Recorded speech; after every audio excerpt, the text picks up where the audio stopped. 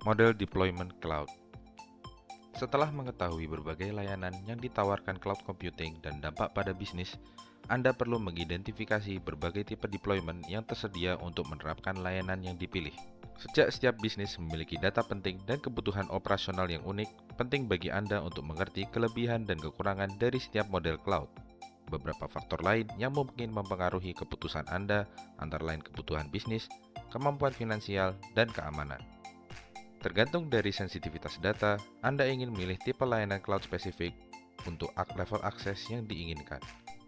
Yang pertama adalah public cloud. Public cloud adalah sebuah solusi cloud yang menyediakan sumber daya yang disediakan secara dinamis pada basis self-service pada pengguna melalui internet. Layanan public cloud dibagi di antaranya banyak organisasi dan menggunakan model gratis atau pay per usage. Public cloud merupakan model komputasi standar yang disediakan ke publik melalui off-site service provider seperti Google, Salesforce.com, dan Amazon. Pengguna layanan public cloud tidak mendapat kendali atas infrastruktur komputasi host. Organisasi yang menggunakan layanan public cloud mengeliminasi kebutuhan untuk memiliki infrastruktur karena service provider menyediakan jaringan, sistem operasi, server, dan ruang penyimpanan pada pengguna. Pengguna juga dapat mengakses dan menggunakan software yang berjalan pada environment service provider, sehingga memungkinkan beberapa pengguna untuk menggunakan software dari lokasi yang terpusat. Model deployment cloud yang kedua adalah private cloud. Private cloud adalah infrastruktur komputasi khusus yang dimiliki dan dibagikan antar pengguna dalam satu organisasi. Organisasi yang mengadopsi layanan private cloud mendapat keuntungan dari memiliki data center sendiri, mengelola dan mengawasi data, load balancing, peningkatan tingkat toleransi kesalahan, backup, on-demand self-service, elasticity, dan juga metered billing. Organisasi yang lebih besar membangun private cloud karena mereka memiliki pertimbangan khusus seputar keamanan data atau performa mereka perlu kontrol erat pada infrastruktur. Alasan utama menggunakan private cloud. Alasan utama untuk mengadopsi layanan private cloud adalah untuk memasukkan layanan LDAP atau Active Directory dalam sistem keamanan cloud untuk mengautentikasi akses pengguna.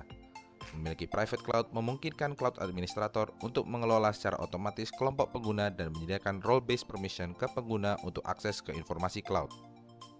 Jenis-jenis private cloud ada dua. Yang pertama adalah on-premise private cloud, di mana layanan cloud yang dihosting, dikelola, dan dipelihara oleh organisasi itu sendiri. Yang kedua adalah external private cloud, di mana layanan cloud yang dihosting dikelola oleh pihak ketiga, tapi digunakan secara eksklusif oleh satu organisasi. Model berikutnya adalah hybrid cloud.